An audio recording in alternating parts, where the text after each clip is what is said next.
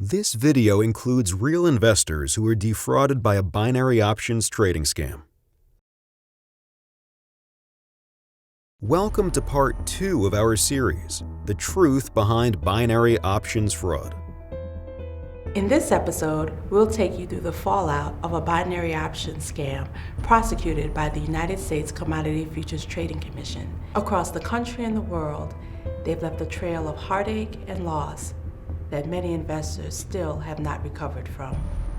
Over 4 years, the fraudulent company took millions of dollars from victims all over the United States and across the world. The CFTC was inundated with calls from American investors who were hurting. This company claimed to be based in the US, but they were actually operating from a number of international locations. Not only were they lying about where they were from, but they weren't registered with a US regulator or trading on a registered US exchange or trading platform, making them an illegal binary options trading firm. Binary options exchanges that are registered with US regulators are perfectly legal. Registered exchanges and brokers must agree to uphold requirements put in place by regulators. Unfortunately, many entities that promote binary options trading to US customers are not registered. They do not abide by these requirements, and they are breaking the law.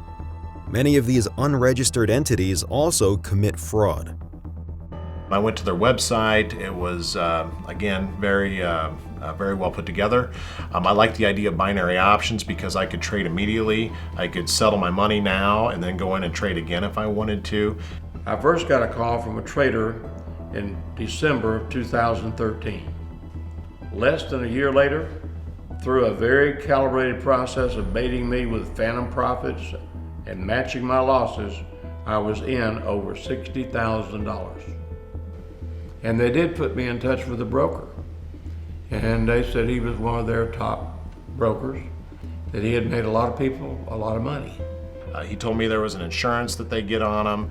Every trade that we do that's secured, he will put in there that it's an insured, secured trade, and that they buy the insurance for it and the whole bit. And then that particular trade, I won't lose any money on if we lose.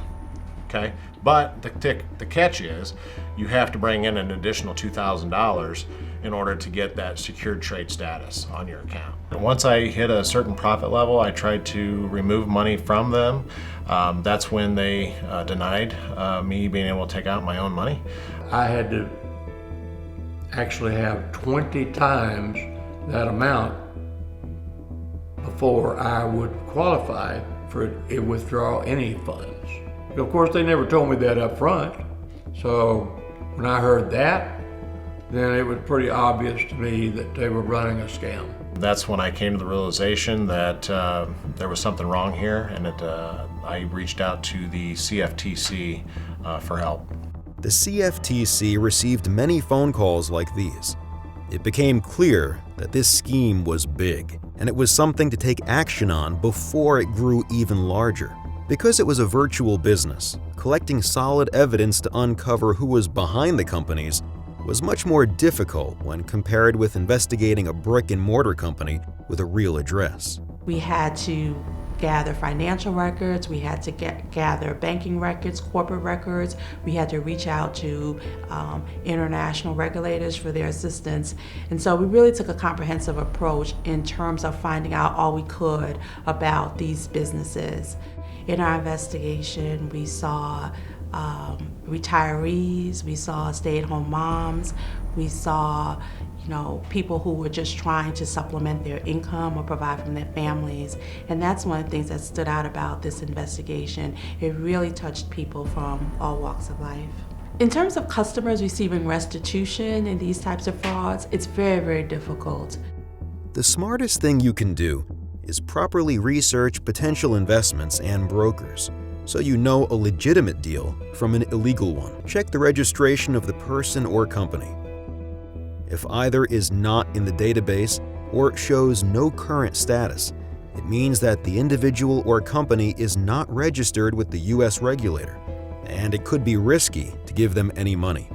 Verifying registration provides a number of benefits for investors, including the ability to view job and disciplinary history online. Customers won't have the same legal protections if they choose to work with unregistered firms.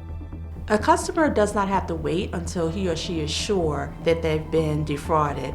If a customer even suspects that something is wrong with their investment, reach out to the CFTC. We can make that determination for the customer. I definitely won't make this mistake again.